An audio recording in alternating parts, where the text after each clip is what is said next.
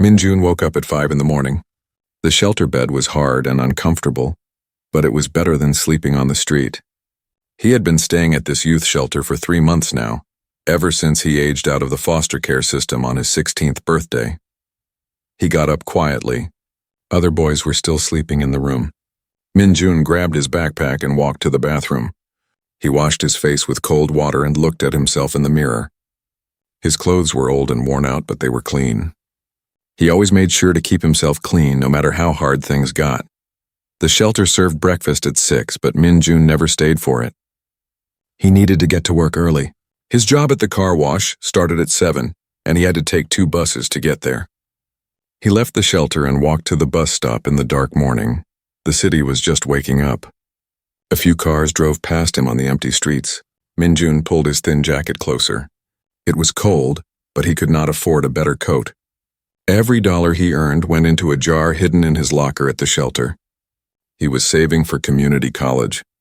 Education was his only way out of poverty. The first bus arrived 10 minutes late. Minjun sat near the back and closed his eyes. He was always tired these days.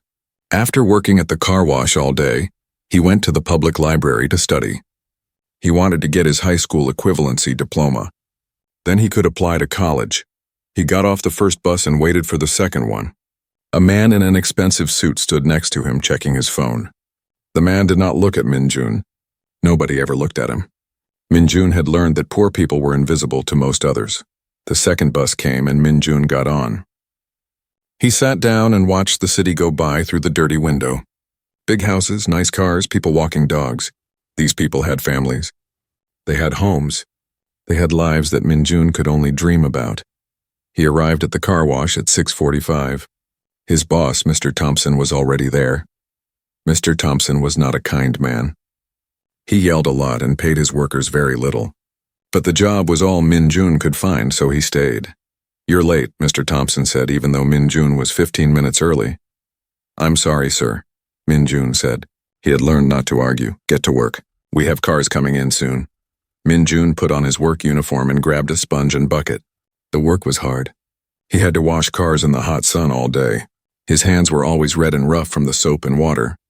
His back hurt from bending over, but he never complained. The first customer arrived at 7, then more came. Minjun washed car after car. Some customers were nice and said thank you. Others did not even look at him. By noon, he had washed 20 cars. He took his lunch break at 12:30. He had packed a sandwich from the shelter dinner the night before. He ate it quickly while sitting on the curb behind the car wash. He only had 15 minutes. A co-worker named James sat down next to him. James was 19 and also lived in a shelter. He and Minjun sometimes talked during breaks. "Rough morning?" James asked. "Same as always," Minjun said. "At least it's Friday. Weekend tips are usually better." Minjun nodded. Tips were important. Sometimes customers gave him $1 or 2 extra. Last week he had made $15 in tips. He put it all in his college savings jar. The afternoon was worse than the morning. The sun was hot and bright. Minjun's shirt was soaked with sweat and water. A woman in a fancy car complained that he missed a spot. Mr. Thompson yelled at him in front of everyone. Minjun apologized and cleaned the spot again. At 3 o'clock, something bad happened. Minjun was carrying a bucket of soapy water when he slipped on a wet spot. He fell hard on his knee. The bucket spilled everywhere. Water and soap went all over the ground. Mr. Thompson came running. "What did you do?" he shouted. "I'm sorry, I slipped," Minjun said. His knee was bleeding through his pants. "Clean this up right now, and you're not getting paid for the time it takes." Minjun felt anger rise in his chest, but he pushed it down. He could not lose this job. He cleaned up the spilled water while his knee throbbed with pain. Other workers looked at him with sympathy, but nobody said anything. Everyone was afraid of Mr. Thompson. The rest of the day dragged on. By the time 5 o'clock came, Minjun was exhausted. He changed out of his wet uniform and counted his tips for the day. $3. It was less than usual. He put the money in his pocket and started the long journey back to the shelter. He took the 2 buses again. This time they were crowded with people going home from work. Minjun stood because there were no seats. His knee hurt where he had fallen. He held onto a pole and watched the city go by. When he got off the second bus, he still had to walk 6 blocks to the shelter. The sun was setting and the streets were busy. People rushed past him, heading to their homes and families. Minjun walked slowly. His whole body ached. He passed a small grocery store. Through the window, he could see families shopping together. A mother was pushing a cart with a little girl sitting inside. The girl was laughing. Minjun looked away. He tried not to think about families too much. It only made him sad. He reached the shelter at 6:30. Dinner was already being served. Minjun got in line with the other residents. Tonight was chicken and rice. It was not great, but it was hot and filling. He sat at a table by himself and ate slowly. After dinner, Minjun wanted to go to the library, but he was too tired. His knee was swollen and painful. He went to his room instead and took out his notebook. He did math problems for an hour, preparing for his equivalency test. The words and numbers blurred together on the page. At 9 o'clock, he gave up. He got ready for bed and lay down on the hard mattress. Through the window, he could see lights from the city. Somewhere out there, people were happy. They had good jobs and nice homes. They did not worry about where their next meal would come from. Minjun closed his eyes. Tomorrow would be another hard day, but he would get through it, just like he got through every other day. He had to keep going. He had to believe that someday things would get better. That was all he had. Hope that his life would not always be this hard. He fell asleep thinking about college, about a future where he had a real job and a real home. It seemed impossible, like a dream that would never come true, but it was the only dream he had, so he held on to it with everything he had. Saturday morning came too quickly. Minjun's knee still hurt from yesterday's fall, but he got up anyway. The shelter was quiet on weekend mornings. Many of the other boys slept late when they did not have to go anywhere. Minjun got ready and left for work. The weekend shift at the car wash started at 8 instead of 7, so he could take his time. He stopped at a corner store and bought a small bottle of water with some of his tip money. The store owner, an older Korean woman named Mrs. Park, always smiled at him. "Good morning."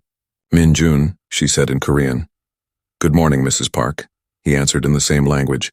It felt good to speak Korean sometimes. It reminded him of his early childhood before everything went wrong. "You work too hard," she said, shaking her head. "A boy your age should be in school having fun." "Soon," Minjun said with a smile he did not feel. "I'm saving for college." Mrs. Park looked sad but nodded. She added an extra bottle of water to his purchase. "Take this. It will be hot today." "No charge, thank you," Minjun said.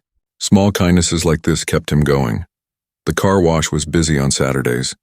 People had time off work and wanted their cars cleaned. Minjun washed car after car, his hands moving automatically. Soap, scrub, rinse, dry. Over and over again. At lunch, he counted his morning tips. $7. Better than yesterday. He allowed himself a small moment of happiness. Every dollar brought him closer to his goal. The afternoon continued the same way. The sun beat down on the parking lot. Minjun's shirt stuck to his back. His knee throbbed every time he bent down. But he kept working. He had no choice. At 4 o'clock, Mr. Thompson told him he could leave early. "We're slow now. Come back Monday." Minjun changed and left. It was earlier than usual. He decided to walk through downtown instead of taking the bus directly back to the shelter. Sometimes he liked to see the nice parts of the city, even if he could never be part of that world. Downtown Los Angeles was busy on Saturday afternoon. Families walked together. Couples held hands. Everyone seemed happy. Minjun walked slowly, looking at the tall buildings and fancy shops. Everything here was expensive. A single meal at these restaurants would cost more than he made in a day. He walked past a movie theater with bright lights and posters. A crowd was gathering outside. Minjun saw cameras and people in nice clothes. Some kind of event was happening. He had seen things like this before in Los Angeles. Movie stars and famous people were everywhere in this city. Minjun kept walking. He was thinking about what to do with his free evening. He could go to the library and study, or he could just rest at the shelter. His body was telling him to rest, but his mind said to study. He was crossing a street when he saw something that made him stop. An old man was trying to cross at the intersection. The man had a walker and was moving very slowly. The crossing signal was already flashing red. Cars were waiting, honking their horns. People rushed past the old man, too busy to help. The old man looked scared. His walker was caught on the curb. He was trying to lift it, but he was not strong enough. The light was about to change. Cars would start moving soon. Min-jun did not think. He just moved. He ran to the old man and grabbed his arm gently. "Let me help you, sir." The old man looked up at him with grateful eyes. "Thank you, young man. This curb is too high." Min-jun lifted the walker over the curb. Then he held the old man's arm and helped him walk across the street. The cars kept honking, but Min-jun ignored them. He moved slowly, matching the old man's pace. They made it to the other side just as the light changed. "Thank you so much," the old man said, breathing hard. "I was stuck there. Nobody stopped to help." "Are you okay?" Min-jun asked. "Do you need to sit down?" "I'm fine now, thanks to you." The old man smiled. He had kind eyes and white hair. "My name is Roberto Martinez." "What's your name?" "Min-jun, sir. That's a Korean name, isn't it?" "Yes, sir." Mr. Martinez looked at Min-jun's worn clothes and tired face. "You're a good boy, Min-jun. Not many people stop to help an old man these days." "It's nothing," Min-jun said. "Are you going somewhere? Do you need help getting there?" Mr. Martinez pointed down the street toward the crowd Min-jun had seen earlier.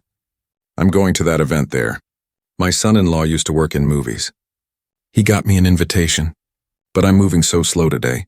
My arthritis is bad." "I can walk with you," Min-jun offered. "I have time." "You don't have to do that." "I want to," Min-jun said. And it was true. Helping someone else made him feel less alone. It reminded him that he was still human, still had value even though he was poor. They walked together very slowly. Mr. Martinez told Min-jun about his life. He had been a mechanic for 40 years. He worked on special cars for movie studios. Stunt cars, he called them. Cars that could crash or flip or do tricks for movies. "It was exciting work," Mr. Martinez said. "I met a lot of famous people. But I'm retired now. My hands shake too much to do the detailed work anymore." Min-jun listened carefully. He had always been interested in cars, but he never had the chance to learn about them properly. "That sounds like an amazing job," he said. It was. "What do you do, Min-jun?" "I work at a car wash," Min-jun said. He felt embarrassed saying it, but Mr. Martinez just nodded. "Honest work. Nothing wrong with that. You have to start somewhere." They reached the event. There were cameras, photographers, and people in expensive clothes everywhere. A red carpet led to the entrance of a theater. Security guards stood at barriers, keeping the crowd back. "This is too much for me," Mr. Martinez said, looking worried. "I didn't realize it would be such a big thing." "Do you want me to walk you to the entrance?" Min-jun asked. "Would you?" "You're very kind." Min-jun helped Mr. Martinez walk toward the entrance. People stared at them. Min-jun felt out of place in his old clothes among all these fancy people. But he ignored the stares and focused on helping Mr. Martinez. They reached the barrier where security guards stood. One guard looked at Mr. Martinez's invitation and nodded. "Go ahead, sir." Mr. Martinez turned to Min-jun. He reached into his pocket and pulled out some money. "Please take this. You've been so helpful." "No, sir," Min-jun said, holding up his hands. "I didn't help you for money. I helped because it was the right thing to do." Mr. Martinez looked surprised. Then his eyes filled with tears. "You're a good boy. The world needs more people like you." He put his hand on Min-jun's shoulder. "Thank you, Min-jun. I won't forget your kindness." "Take care, Mr. Martinez," Min-jun said. He started to turn away, ready to leave this world of fancy people and cameras and go back to his own life. "Roberto!" A deep voice called out. Min-jun and Mr. Martinez both turned. A tall, muscular man in an expensive suit was walking toward them. He had a shaved head and a big smile. People around them started whispering and pointing. Cameras flashed. Min-jun's heart stopped. He recognized that face. Everyone in America would recognize that face. It was Vin Diesel. The movie star walked right up to them. He hugged Mr. Martinez carefully, mindful of the old man's fragile frame. "Roberto, I'm so glad you could make it. My father-in-law talks about you all the time." Then Vin Diesel turned to Min-jun. His eyes were curious and kind. "And who's this?" Mr. Martinez smiled. "This young man saved me today. I was stuck trying to cross the street and he helped me. Then he walked me all the way here. His name is Min-jun." Vin Diesel looked at Min-jun with new interest. He held out his hand. "It's nice to meet you, Min-jun. Thank you for helping, Roberto." Min-jun shook his hand, barely able to breathe. This could not be real. Things like this did not happen to people like him. It was nothing, sir, he managed to say. It's not nothing, Vin Diesel said. His voice was serious now. Helping someone who needs it is never nothing, especially when everyone else just walks by. Min-jun did not know what to say. He stood there, very aware of his old clothes and his dirty shoes. He felt like everyone was looking at him. He wanted to disappear, but Vin Diesel was still looking at him with those thoughtful eyes. How old are you, Min-jun? 16, sir. And what were you doing downtown today? Just walking home from work, sir. Something changed in Vin Diesel's expression. He looked at Min-jun more carefully now, taking in the worn clothes, the tired eyes, the thin frame. Where do you work? At a car wash. The movie star nodded slowly. Then he smiled. Well, you helped someone very special to my family today. The least I can do is say thank you properly. Have you eaten dinner? Min-jun's stomach chose that moment to growl loudly. He had not eaten since his small lunch. His face turned red with embarrassment. Vin Diesel laughed, but it was a kind laugh. I'll take that as a no. Come inside with us. We have food at the premiere. Min-jun shook his head quickly. I can't, sir. I don't belong here. Look at my clothes. And I wasn't invited. You're invited now, Vin Diesel said firmly. I'm inviting you. And forget about the clothes.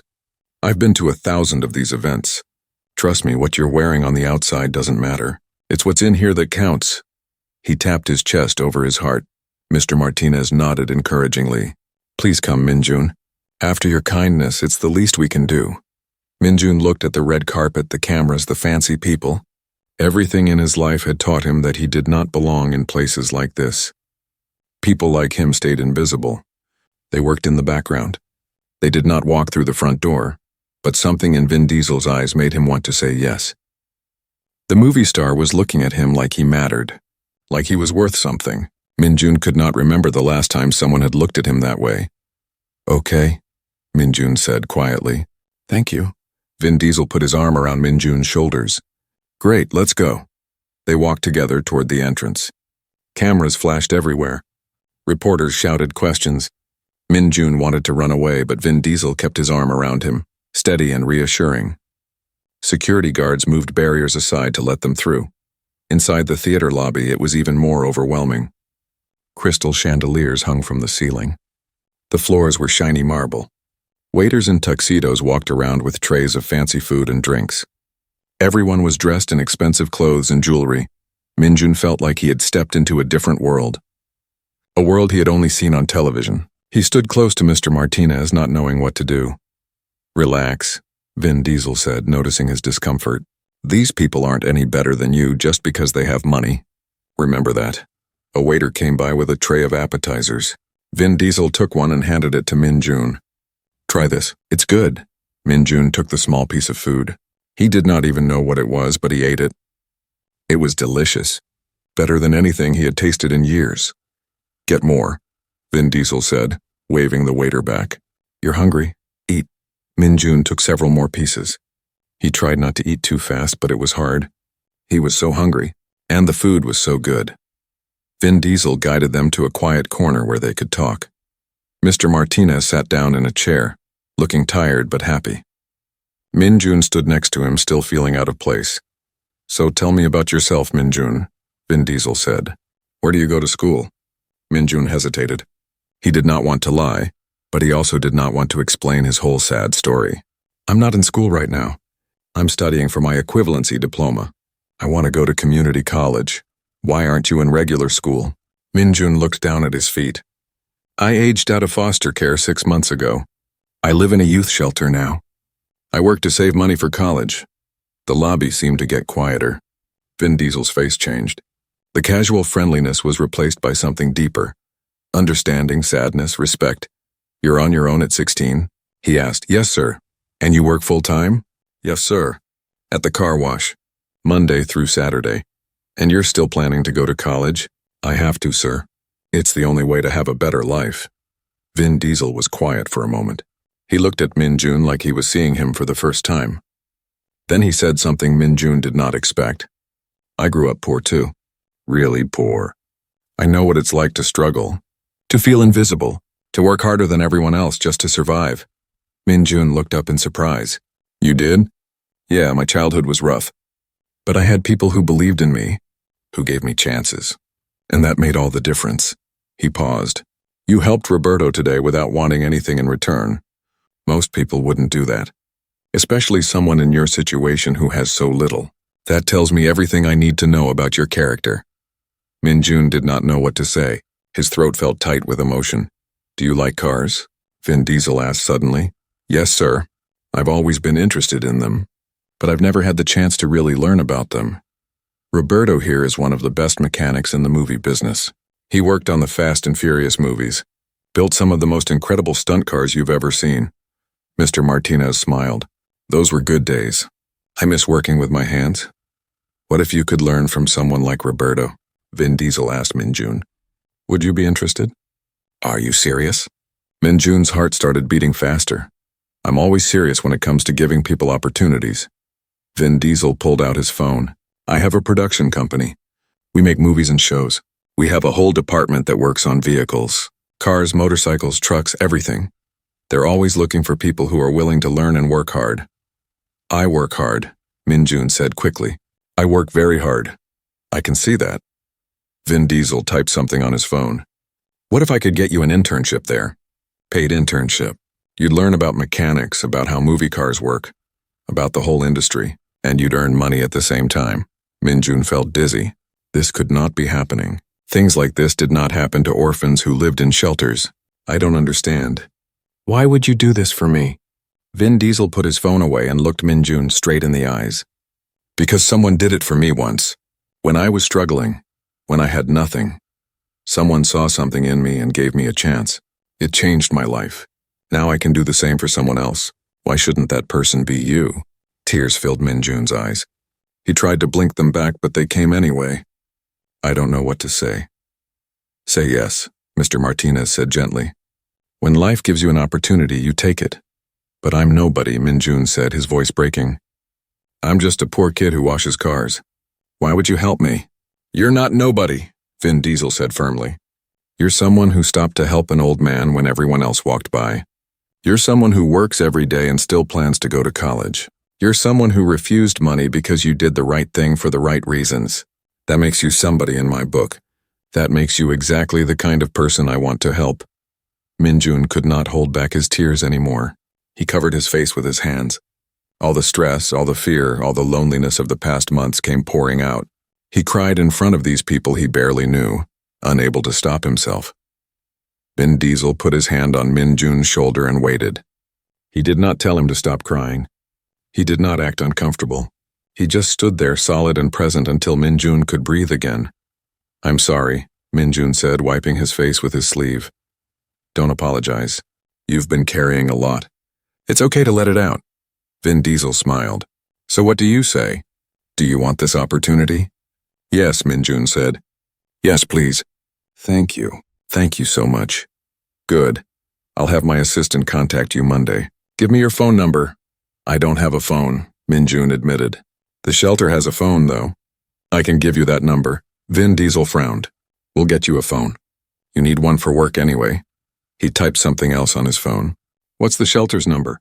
Min-jun gave him the number. Vin Diesel saved it. My assistant will call Monday morning. We'll set everything up. The internship, the phone, everything. Okay, Min-jun said. He still could not believe this was real.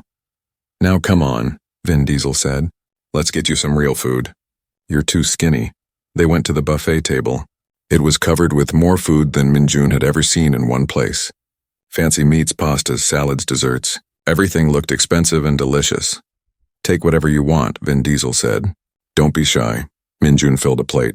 He tried to be polite and not take too much, but Vin Diesel kept putting more food on his plate. You need to eat. You're a growing kid. They sat at a table together. Mr. Martinez told stories about working on movie sets. Vin Diesel added his own stories. They made Min-jun laugh, something he had not done in a long time. Other famous people came by to talk to Vin Diesel. He introduced Min-jun to all of them. This is my friend Min-jun. He helped Roberto today. Every time he said it with pride, like Min-jun had done something amazing. The movie was supposed to start soon, but Min-jun was not paying attention to the time. He was too busy listening and talking and feeling, for the first time in months, like he was part of something. You know what I like about you? Vin Diesel said during a quiet moment.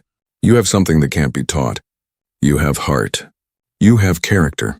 Some people are born with money and opportunities, but they don't have that. You have nothing but that. And that's what makes you rich. Min-jun felt those words sink into his heart. All his life he had felt worthless. The foster system had made him feel like a burden. Being homeless had made him feel invisible. Working at the car wash had made him feel small. But tonight one of the most famous people in the world was telling him he had value. Not because of what he owned, not because of where he came from, but because of who he was inside. Thank you, Min-jun said, for everything, for this opportunity, for treating me like I matter. You do matter, Vin Diesel said simply. Don't ever forget that. No matter what happens in your life, no matter how hard things get, remember that you matter. Your life has value. Your choices have meaning. What you did today proved that. Min-jun could barely sleep Saturday night. He lay in his shelter bed staring at the ceiling, replaying everything that had happened. Part of him still thought it was a dream. Part of him was terrified that Monday would come and the phone call would never happen. Sunday felt like the longest day of his life. He went to work at the car wash as usual. He washed cars and took his breaks and collected his tips. But his mind was somewhere else. He kept thinking about the movie premiere, about Vin Diesel's words, about the internship that might change everything. You okay, man? James asked during lunch. You seem distracted. Min-jun wanted to tell someone. He wanted to share what had happened. But he was afraid if he said it out loud, it might disappear like smoke. I'm fine. Just tired? That night, Min-jun could not eat dinner. His stomach was too tight with anxiety. What if it had all been a mistake? What if Vin Diesel forgot about him? What if the assistant never called? He went to bed early but could not sleep.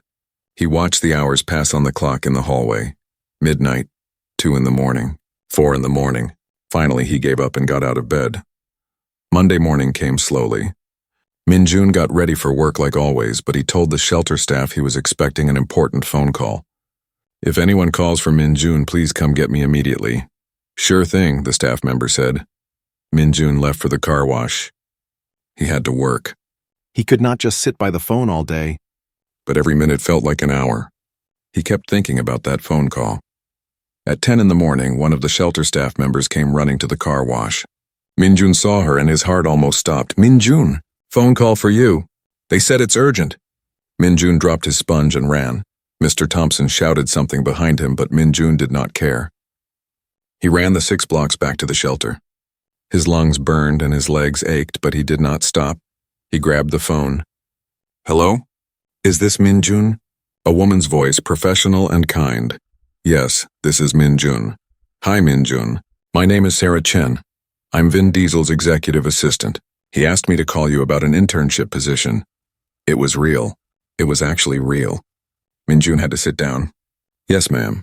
Thank you for calling. Can you come to our office today for an interview and paperwork? We're located in Burbank. I can send a car to pick you up. Today? Min-jun's mind raced. I'm supposed to work. This is about a job opportunity. I'm sure your current employer will understand. Min-jun thought about Mr. Thompson. He would not understand. He would probably fire Min-jun for leaving.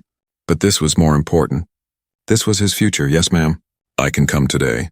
Perfect. Give me your address and I'll have a car there in 1 hour. Min-jun gave her the shelter address. After he hung up, he just sat there for a moment, trying to process everything.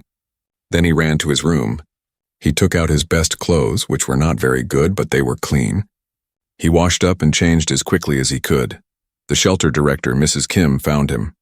What's going on? You're not going to work? I have a job interview, Min-jun said. A real one. For an internship at a production company.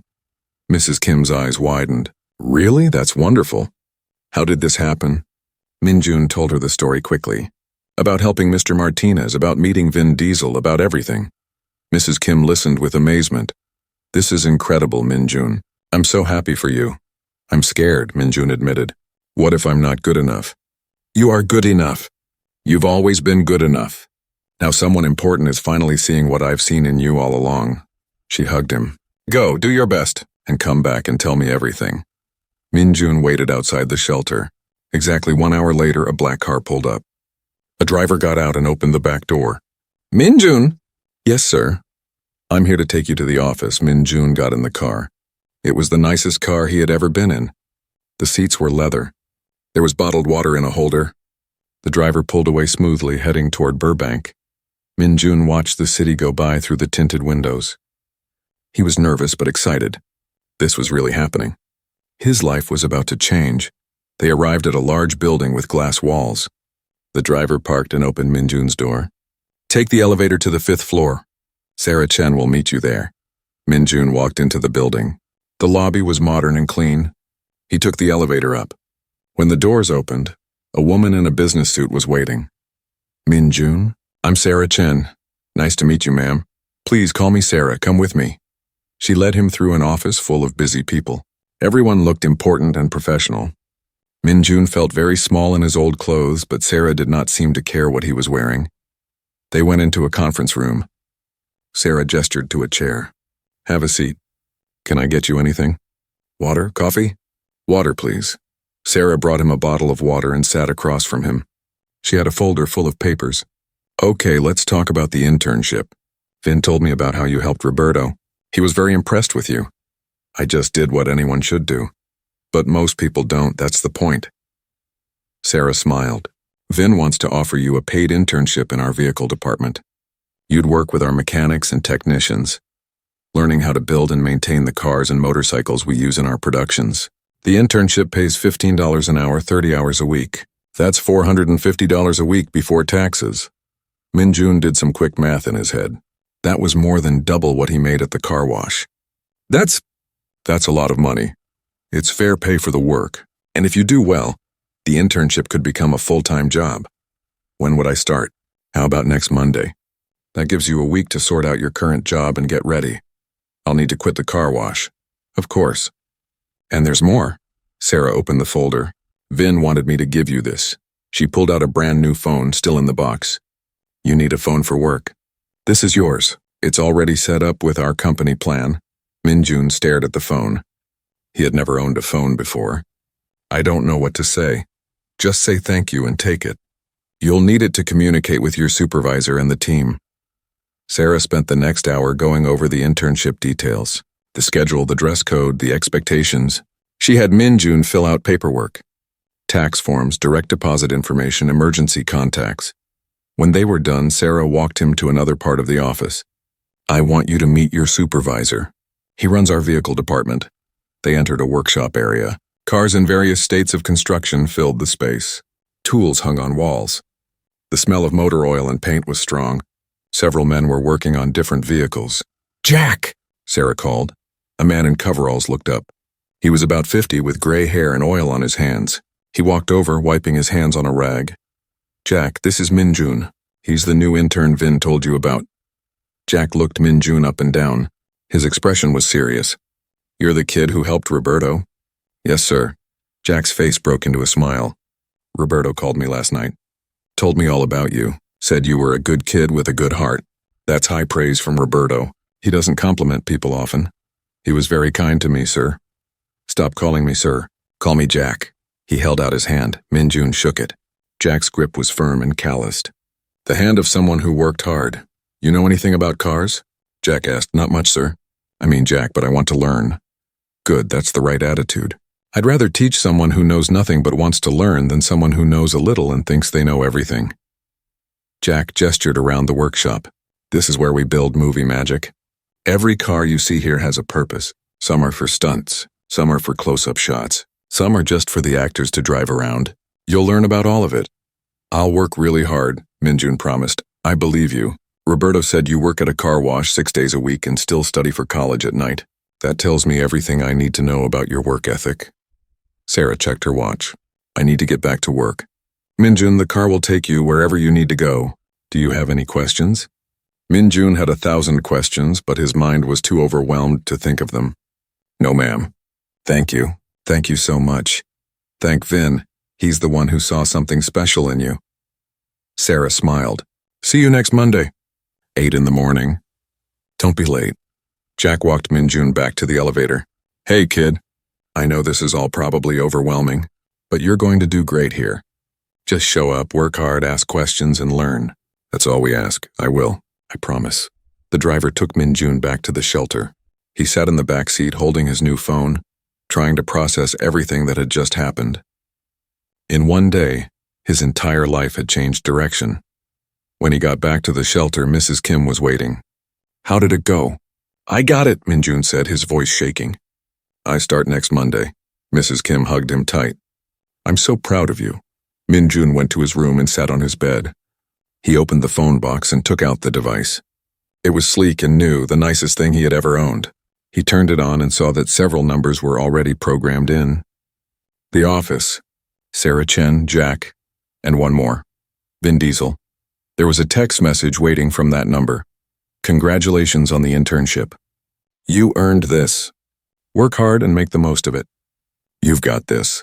Min-jun read the message 3 times. Then he typed a response. "Thank you for believing in me. I won't let you down." 3 months passed like a dream Min-jun never wanted to wake up from. Every morning he took the 2 buses to the office. Every day he learned something new. And every evening he went back to the shelter feeling more capable, more confident, more hopeful than the day before. Jack was a patient teacher. He showed Min-jun how to read mechanical diagrams, how to use different tools, how to understand what made a car run. Min-jun absorbed every lesson like a sponge. He stayed late sometimes, watching the other mechanics work, asking questions, taking notes on his phone. The other guys in the workshop accepted him quickly. They saw how hard he worked and how eager he was to learn.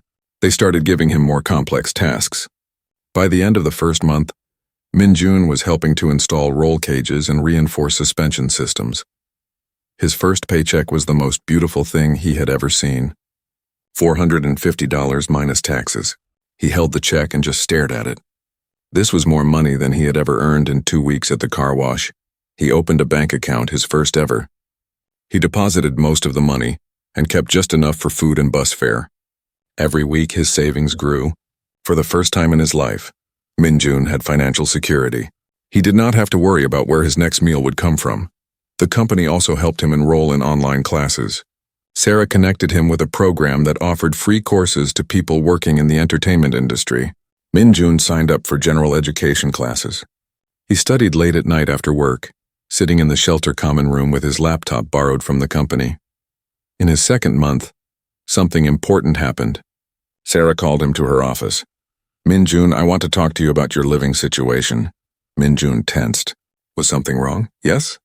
"The company has housing partnerships for interns who need them. We can help you move into a shared apartment with other young people in the industry. You'd have roommates, but you'd have your own room. And it's closer to the office. Interested?" Min-jun could not believe what he was hearing. "You mean I could move out of the shelter?" "Yes. The company covers half the rent as part of the internship benefits. You'd pay the other half, but with your salary it's affordable." "When could I move?" Sarah smiled. "How about next week?" Min-jun moved into the apartment on a Saturday. It was in North Hollywood, just 3 miles from the office. He had 3 roommates all around his age, all working in different parts of the entertainment industry. There was Ethan, who worked in sound design, Maya, who was a production assistant, and Carlos, who worked in costume design. Min-jun's room was small, but it was his own space, his own door that locked, his own window. He sat on the bed that first night and cried. Not sad tears, happy tears, relief tears. He had a home. His roommates were kind and welcoming. They showed him around the neighborhood. They introduced him to cheap restaurants and grocery stores. They included him in movie nights and group dinners. For the first time since his parents died, Min-jun had something like a family again. He stayed in touch with Mrs. Kim at the shelter. He visited every few weeks, bringing food and telling her about his progress. She was always happy to see him. "You look different," she said one day. "Healthier, happier." "I feel different," Min-jun admitted. "I feel like a real person now." He also visited Mr. Martinez regularly. The old man lived in a retirement community not far from Min-jun's new apartment. Every Sunday, Min-jun would visit and they would talk. Mr. Martinez loved hearing about Min-jun's progress in the workshop. "You're a natural," Mr. Martinez said proudly. "Jack tells me you're one of the best students he's ever had. Jack talks to you about me?" "Of course. We're old friends. He says you have good instincts, that you understand cars at a fundamental level." Min-jun also saw Vin Diesel occasionally. The actor would stop by the workshop sometimes to check on projects or just to say hello to the crew. He always made time to talk to Minjun. "How's it going?" Vin would ask. "Really good. Thank you again for this opportunity." "Stop thanking me. You earned it. You're doing the work. I just opened a door. You're the one walking through it." One day in his 3rd month, Jack called Minjun into his office. Minjun was nervous. Private conversations usually meant something important. "Sit down, kid," Jack said. Minjun sat. "I've been watching you these past 3 months. You're good. Really good. You learn fast, you work hard, you have good instincts, and you get along with everyone. That's rare." "Thank you, Jack. I want to offer you a full-time position, not an intern. A real job. Junior mechanic. Same hours but better pay, $20 an hour to start. Full benefits. Health insurance, retirement, the whole package. What do you say?" Minjun's eyes filled with tears. "Are you serious?" "Dead serious. You've earned this, Minjun. You're not an intern anymore. You're one of us." "Yes," Minjun said, his voice shaking. "Yes, I accept." "Thank you, Jack. Thank you so much." Jack stood up and shook his hand. "Welcome to the team officially. I'm proud of you, kid." Minjun left Jack's office in a daze. He walked through the workshop, looking at the cars, the tools, the other mechanics. This was his job now. His career. His life. That evening, he called everyone who mattered. Mrs. Kim cried happy tears over the phone. Mr. Martinez said he knew Minjun would succeed. His roommates threw him a small celebration party. Minjun tried to call his old friend James from the car wash, but the number was disconnected. He felt sad about that. He had wanted to share his good news and maybe help James find something better too. The next Sunday, Minjun did something he had been planning for a while. He went back to the shelter, but not to visit. He went to volunteer. He talked to the young people there, the ones who were in the same position he had been in just a few months ago. Scared, alone, unsure about the future. "I was you," he told them. "I lived here. I know what it feels like to think you have no future. But you do. You just have to keep going, keep trying, and when opportunities come, you have to grab them." One kid, a 15-year-old named David, listened intently. "What if opportunities never come?" "Then you create them," Minjun said. "You do the right thing even when no one is watching. You help people even when you have nothing. You work hard even when it seems pointless, because that's how you build character. And character attracts opportunities." He told them his story, about helping Mr. Martinez, about meeting Vin Diesel, about the internship that became a career. The kids listened with wide eyes. "That's like a movie," one girl said. "It feels like one to me too," Minjun admitted. "But it's real. It happened because I chose to help someone. That's all. One choice. One moment. And it changed everything." He started volunteering at the shelter every Sunday. He also started a small fund. He put $50 from each paycheck into a special account. When the account reached $500, he gave it to a youth at the shelter who needed help. Money for clothes or books or application fees. Small amounts that could make a big difference. Mrs. Kim helped him identify kids who needed it most. Kids who were working hard but needed just a little boost. Minjun knew exactly how much a little help could mean. At work, Minjun continued to excel. He took on more responsibilities. He started leading some of the simpler projects. Jack trusted him with important tasks. The other mechanics respected him. One day, a new project came to the workshop. A major action movie needed 12 cars modified for various stunts. It was the biggest project Minjun had worked on. Vin Diesel came to the workshop to discuss the project. He was producing this film. When he saw Minjun, he smiled. "There's my guy. How's it going?" "Really good, Mr. Diesel. Jack promoted me to full-time." "I heard. Congratulations, I knew you'd do well." Vin looked around the workshop. "Actually, I want you on this project. Jack tells me you're ready for bigger responsibilities." Minjun felt his heart race. "You want me to work on your movie? Why not? You're good at what you do, and I want people I trust working on my projects. You're someone I trust." Over the next 2 months, Minjun worked on the film cars. He helped design modifications. He assisted with installations. He even went to the shooting location one day to help with last-minute repairs. On set, he watched Vin Diesel perform stunts and direct scenes. It was incredible to see how movies were made, but what impressed Minjun most was how Vin treated everyone. He remembered everyone's name. He thanked people for their work. He made everyone feel valued. During a break, Vin sat down next to Minjun. You doing okay? I'm doing great. This is amazing. You've come a long way from that day on the street. Because of you. No, Vin said firmly. Because of you, I just saw what was already there. You had the character, the work ethic, the heart. You just needed a chance to show it. All the success you're having now? That's you. Own it. Minjun thought about that. He had spent so long thinking he was lucky, that he had been rescued. But Vin was right. He had done the work. He had made good choices. He had earned his success. You're right, Minjun said. Thank you for helping me see that. That's what mentors do. We help people see their own worth. Minjun realized something in that moment. Vin Diesel was not just someone who had given him a job. He was a mentor, a guide, someone showing him how to be a good person while being successful. I want to be like you someday, Minjun said. Not famous or rich, but someone who helps others. Someone who sees people and gives them chances. Vin smiled. You're already doing that. I heard about what you're doing at the shelter. The volunteering. The fund you started. That's exactly what I'm talking about. You're paying it forward. It feels good to help. That's because you have a good heart. Don't lose that. Success changes some people. It makes them forget where they came from. Don't be that person. Stay humble, stay kind. Keep helping others. That's what makes life meaningful. Minjun nodded. He would remember this conversation forever. The film project wrapped successfully. All the cars performed perfectly. The director was happy. Vin was happy. Jack was happy. And Minjun was proud. As Minjun rode the bus home that night, he looked out the window at the city lights. 6 months ago, he had been washing cars for minimum wage, sleeping in a shelter, wondering if his life would ever get better. Now he had a career, an apartment, savings in the bank, and a future full of possibilities. But the most important thing he had was purpose.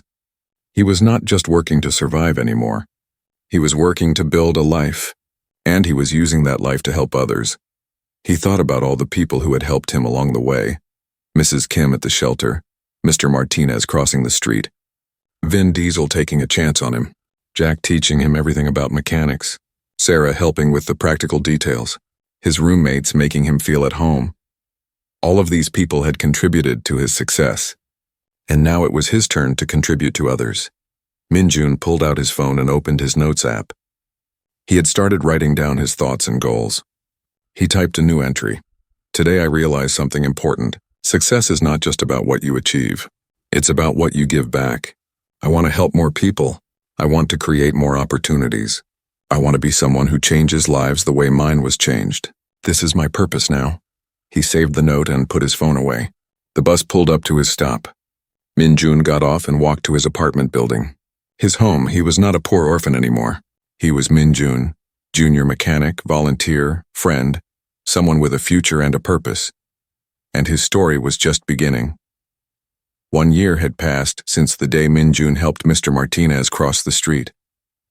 365 days that had completely transformed his life. Sometimes Minjun still could not believe how much had changed. He was no longer a junior mechanic. Jack had promoted him again. Now he was a full mechanic with his own projects. He made $25 an hour. He had health insurance and a retirement account. He had money in savings. He had a life. But more than that, he had purpose. The scholarship fund he started had grown. He now had $3,000 saved. It was enough to help several young people. He worked with Mrs. Kim to identify kids in the shelter who needed support. Kids who were trying hard but needed help with school supplies, application fees, or work clothes. Last month, he had helped a 17-year-old girl named Sarah pay for her college application fees. She got accepted to community college and cried when she thanked him. Minjun told her the same thing Vin Diesel had told him. You earned this. I just opened a door. You're the one walking through it. He had also helped David, the 15-year-old who had asked him about opportunities. Minjun got him a part-time job at a restaurant near the workshop. Nothing fancy, but honest work with honest pay. David was saving for his future now, just like Minjun had. Every Sunday, Minjun still volunteered at the shelter. He talked to the kids. He shared his story. He gave them hope. And sometimes he gave them practical help. Money for a bus pass. Money for a decent pair of work shoes. Small things that made big differences. Mrs. Kim always hugged him when he visited. "You're doing such good work, Minjun. These kids need to see someone who made it out. Someone who proves it's possible." "I had help," Minjun always reminded her. "So many people helped me. I'm just passing it forward." His relationship with Mr. Martinez had deepened. The old man was like a grandfather to him now. They had lunch every Sunday after Minjun finished volunteering. Mr. Martinez loved hearing about the workshop projects and the kids Minjun was helping. "You remind me of myself when I was young," Mr. Martinez said one Sunday, "always wanting to help others." "That's a good heart you have, Minjun. Don't lose it." "I won't. You and Vin taught me that helping others is what makes life worth living." At work, Minjun had become a mentor himself. 2 new interns joined the workshop, and Jack assigned Minjun to train them. One was a 19-year-old named Marcus from a rough neighborhood. The other was a 20-year-old named Lisa, who had dropped out of college because she could not afford it. Minjun saw himself in both of them. The uncertainty, the fear of not being good enough, the gratitude for the opportunity mixed with terror of failing. He trained them the way Jack had trained him. With patience, with encouragement, with high expectations but kind support. He showed them that mistakes were part of learning, that questions were signs of intelligence, not weakness, that hard work would always be rewarded. Marcus struggled at first. His hands were clumsy with tools. He made mistakes, but Minjun never got frustrated. "I dropped a bucket of soapy water on my first week at my old job," he told Marcus. "Everyone makes mistakes. What matters is that you learn from them." Lisa was talented but lacked confidence. She would do beautiful work but then apologize for it. Minjun worked on building her up. "Stop apologizing for being good at your job," he told her. "Own your skills. Be proud of your work."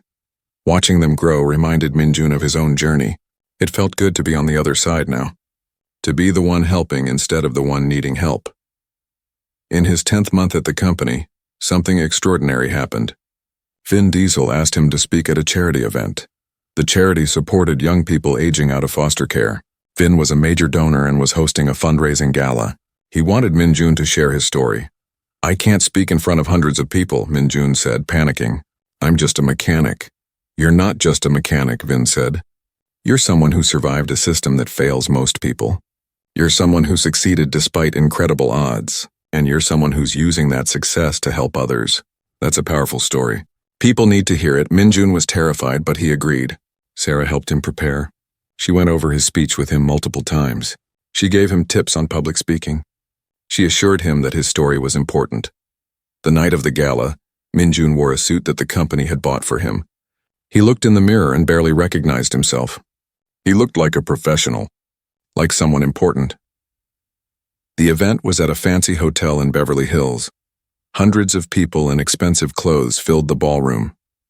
Minjun saw actors, producers, business executives, people with money and power, people who could change lives with a single donation.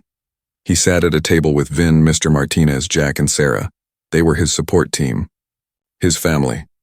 When it was time for speeches, Vin went first. He talked about the importance of helping young people, about giving chances to those who deserved them. Then he introduced Minjun. "I want you to meet someone special," Vin said to the crowd. "His name is Minjun. A year ago he was homeless. He worked at a car wash and slept in a youth shelter.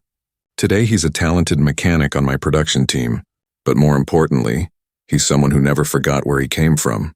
Someone who's using his success to help others. Minjun, come tell your story." Minjun walked to the stage on shaking legs. The spotlight was bright. The crowd was quiet, waiting. He looked at his notes, but his hands were shaking too much to read them. So he just spoke from his heart. "A year ago I had nothing," he began. His voice was quiet at first, but it grew stronger. "I was 16 years old and alone in the world. I worked 6 days a week washing cars. I lived in a shelter. I saved every penny for a dream of going to college someday. I felt invisible, like I didn't matter to anyone." The room was completely silent. Everyone was listening. Then one day I saw an old man who needed help crossing the street. Everyone else walked past him. But I stopped. I helped him across. It was such a small thing. It took maybe 5 minutes out of my day. But those 5 minutes changed my life. He told them about meeting Vin, about the internship, about learning a trade and finding a home, about discovering that he mattered, that he had value, that his life could be more than just survival. Vin gave me an opportunity, Minjun said, but he gave me something even more important. He showed me that my past didn't have to define my future, that where I came from didn't determine where I could go, that one person believing in me could change everything. His voice cracked with emotion. Now I have a good job. I have a home. I have savings. I have a future. But you know what makes me happiest? I have the ability to help others now. I volunteer at the shelter where I used to live. I talk to kids who feel the way I used to feel, hopeless, invisible, worthless, and I tell them what Vin told me. You matter. Your life has value. One opportunity can change everything. He paused and looked out at the crowd. I started a scholarship fund to help young people like me. Kids who are trying hard but need a little support. Last month I helped a girl pay her college application fees. This week I helped a boy get his first job. These are small things. But small things can change lives. I know because small things changed mine. Minjun took a deep breath. If you have resources, please consider giving to organizations that help young people. If you have a business, consider hiring someone who's had a hard start. If you have influence, use it to open doors for people who deserve chances. One opportunity can save a life. It saved mine. He stepped back from the microphone.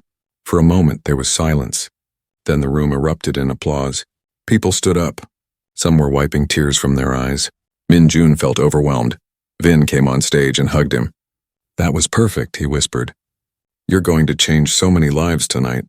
After the speech, people surrounded Minjun. They shook his hand. They told him his story inspired them. Business owners asked how they could help.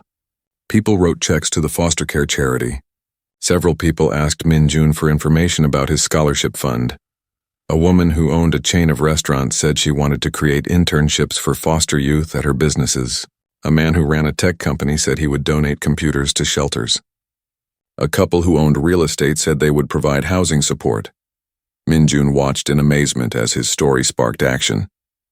As his pain and struggle became something that could help others, it felt like magic. At the end of the night, Vin pulled him aside. You did something really important tonight. You reminded people that every person has value, that everyone deserves a chance. That's going to create real change. I just told the truth, Minjun said.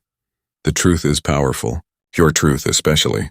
3 weeks later, Minjun received a letter. Inside was a check for $5,000. The note said, for your scholarship fund.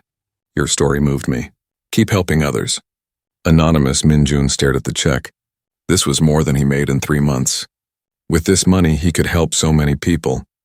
He deposited the check and immediately used some of it.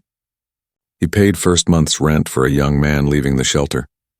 He bought a laptop for a girl who needed it for school.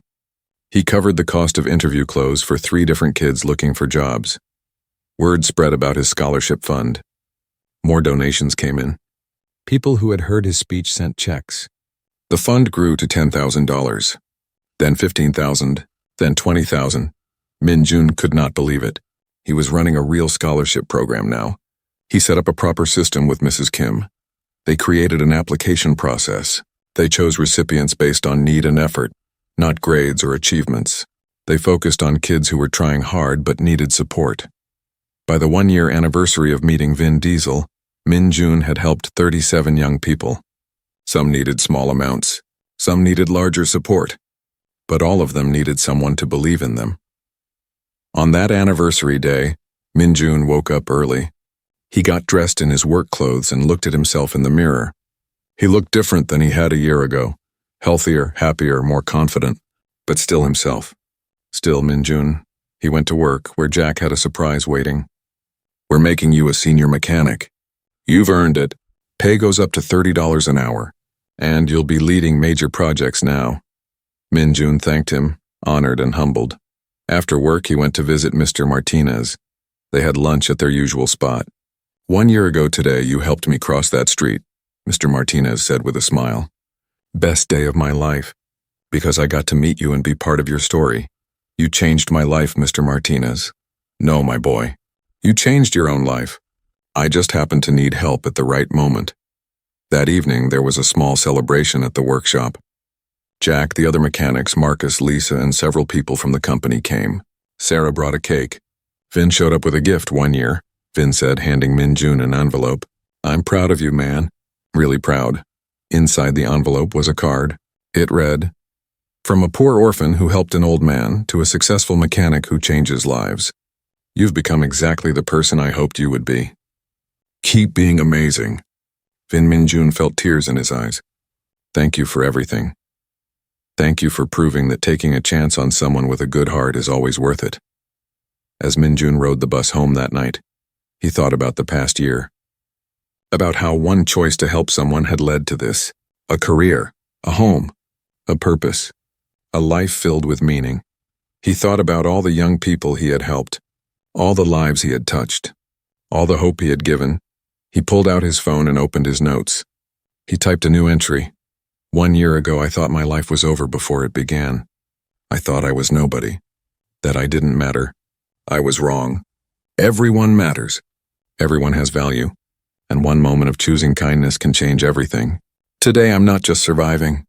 I'm living. I'm thriving. I'm helping others. And this is just the beginning. I'm going to spend the rest of my life opening doors for people the way doors were opened for me. That's my promise. That's my purpose. That's who I am." He saved the note and looked out the window. The city lights sparkled in the darkness. Somewhere out there, someone was struggling the way he had struggled. Someone was feeling hopeless. Someone was wondering if life would ever get better. Min-jun smiled. He would find those people. He would help them. He would show them that change was possible, that opportunities existed, that one person believing in them could change everything, because he was living proof. A poor orphan had helped an old man cross the street. Then Vin Diesel appeared, and everything changed, not because of luck, not because of magic, but because kindness created opportunity, because hard work led to success, because one person saw value in another person. Min-jun got off the bus and walked to his apartment. His home, his life. He was not a poor orphan anymore. He was Min-jun. Mechanic, mentor, helper, friend, someone who had survived and thrived and now dedicated his life to helping others do the same. And his story would inspire others to write their own stories of transformation, stories of hope, stories of second chances, stories of kindness creating miracles, one person at a time, one opportunity at a time, one life at a time. This was just the beginning.